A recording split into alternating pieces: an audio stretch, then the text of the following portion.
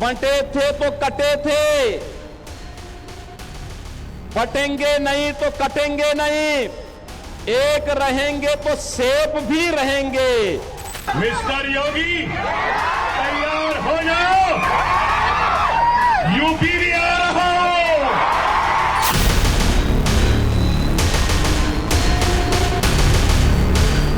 पंजाब वाली महिला मेयर बनी है, क्या करें?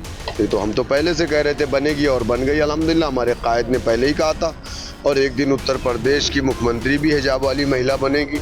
बीजेपी और आरएसएस के लोगों से मैं पूछना चाह रहा हूं, आप सुबह शाम अपनी घर में जो रूप से ज्यादा मुझे याद करते हैं, शुक्रिया, कोई बात नहीं, आप याद करिए, क्योंकि आपको मुझसे मोहब्बत है, मुझे आपसे नहीं है। और आप तो ऐसी लैला हो जिसका कोई मजनू ही नहीं है और बात मोहब्बत की करते हैं।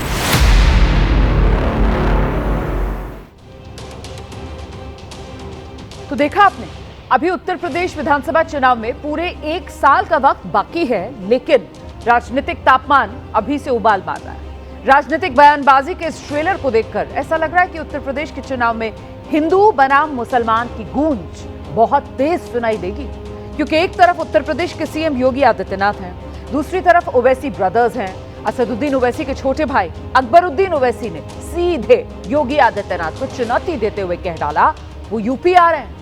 बिहार और महाराष्ट्र के नगर निगम चुनाव में मिली सफलता से ओवैसी ब्रदर्स के हौसले काफी बुलंद हैं, लेकिन बीजेपी के तमाम नेता ओवैसी फैक्टर को खारिज करने में जुटे हैं। वैसे ये सच है, पिछले चुनाव में असदुद्दीन ओवैसी की पार्टी यूपी में खाली हाथ रह गई थी, लेकिन 5 साल बाद क्या चुनावी खेल बदलेगा? दिखाते हैं आपको योगी वर्सेस ओवैसी ब्रदर्स पर हमारी ये खास रिपोर्ट। मिस्टर योगी तैयार हो जाओ, यूपी भी आ रहा हो। आपका स्वागत हम बड़ी जम के करना चाहते हैं, क्योंकि लखनऊ की मेहमान नवाजी जो है वो पूरे देश में फेमस है, और ऐसी मेहमान नवाजी बुलडोजर से कभी उन लोगों ने देखी नहीं होगी।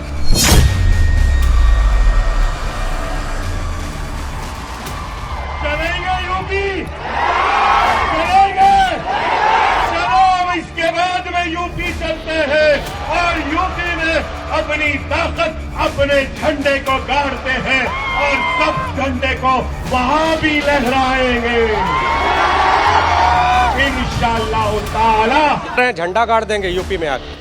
हाँ, तो झंडा गाड़ेंगे ना, वो कहाँ गाड़ेंगे वो तो देखना है कि हम गाड़ेंगे कि वो गाड़ेंगे, और कहाँ कहाँ झंडा गाड़ेंगे ये तो उसके बाद पता चलेगा। पहला स्वागत तो उनका बुलडोजर बाबा करने ही जा रहे हैं, जिसके लिए तेल एकदम फुल टंकी भरा हुआ है। बस उनके आने की देर है, वो बॉर्डर पर आए, हम सब स्वागत करने के लिए चलेंगे।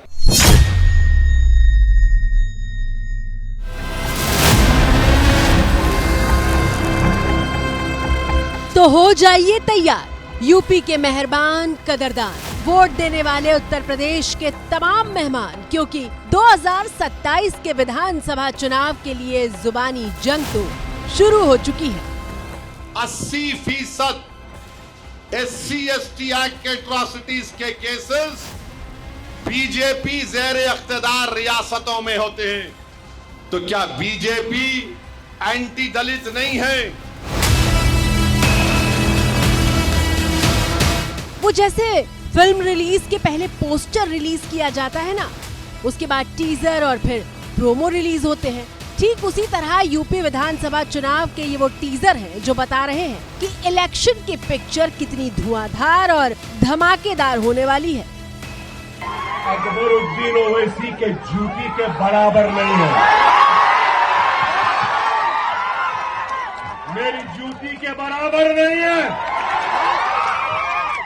मैं लौंडो पट्टों की बात नहीं करता हूं, मैं इनकी बाप की बात कर रहा हूं, लौंडो कला।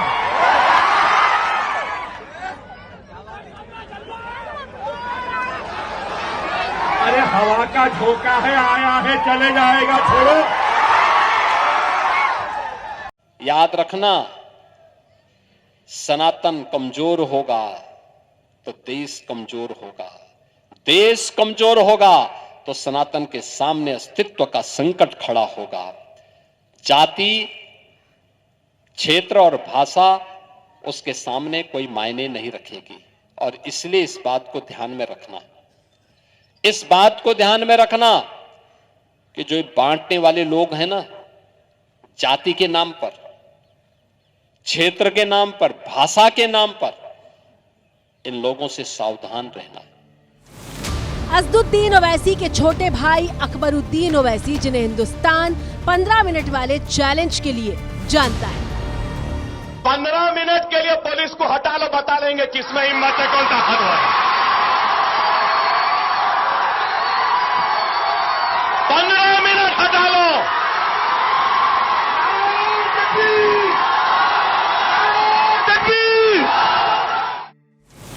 वही अकबरुद्दीन ओवैसी जिनके तीखे और भड़काऊ भाषणों पर जनता पूरे दम से ताली पीटती है, वो सीधे यूपी के मुख्यमंत्री योगी आदित्यनाथ को चुनौती दे रहे हैं। मिस्टर योगी, तैयार हो जाओ, यूपी भी आ रहा हो। चलेंगे यूपी, चलेंगे। चलो अब इसके बाद में यूपी चलते हैं।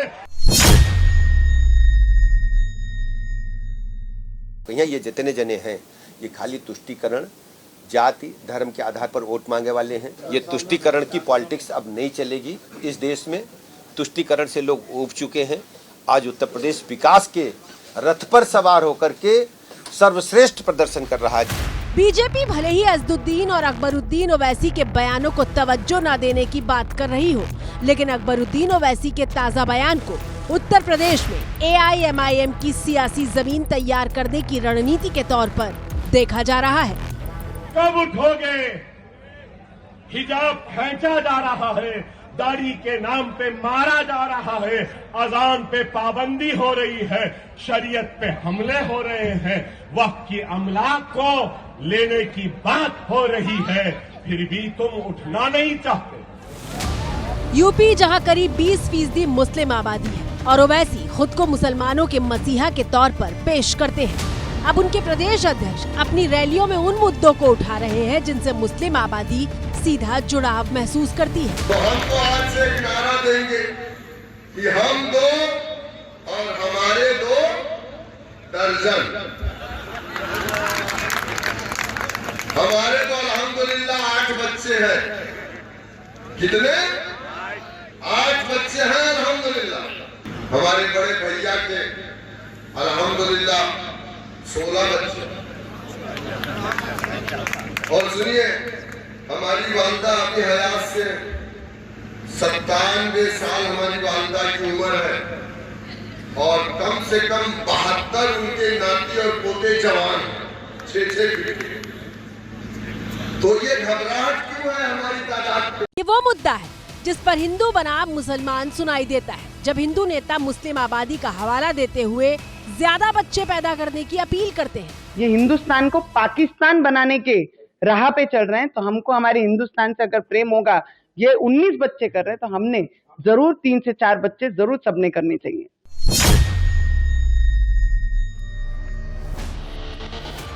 समझ रहे हैं ना आप? ओवैसी ब्रदर्स बयानों की बैटिंग इस तरीके से कर रहे हैं जिससे मुसलमानों को एकजुट करें और समाजवादी पार्टी के वोट बैंक को अपने पाले में ला सके। एक दिन उत्तर प्रदेश की मुख्यमंत्री भी हिजाब वाली महिला बनेगी।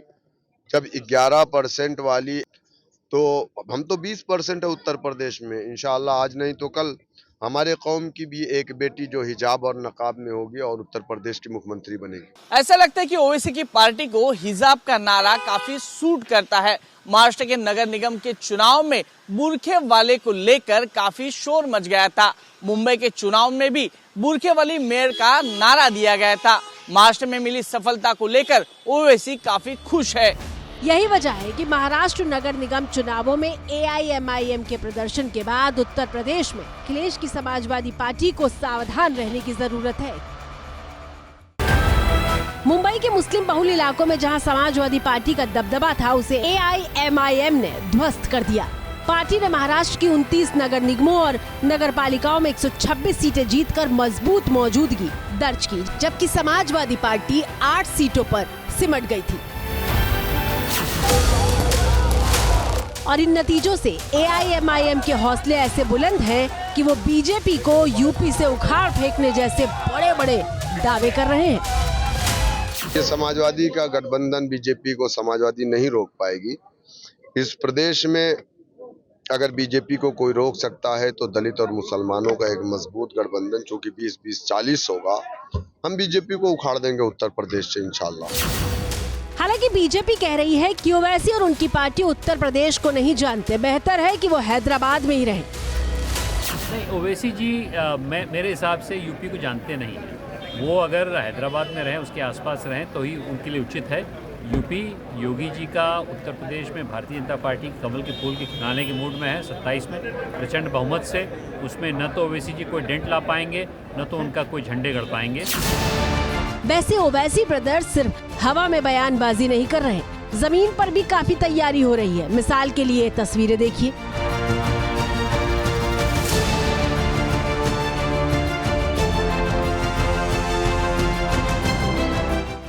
तस्वीरें यूपी के मुरादाबाद की हैं, जहां समाजवादी पार्टी के नेता और पूर्व विधायक अनीसुर रहमान से AIMIM के यूपी अध्यक्ष शौकत अली ने उनके घर पर मुलाकात की।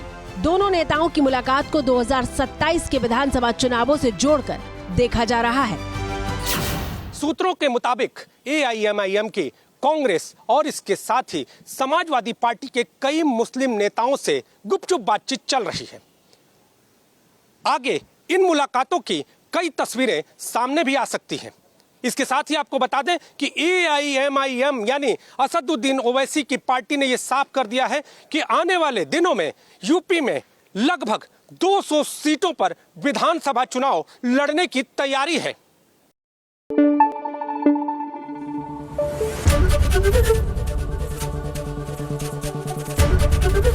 ABP न्यूज आपको रखे आगे।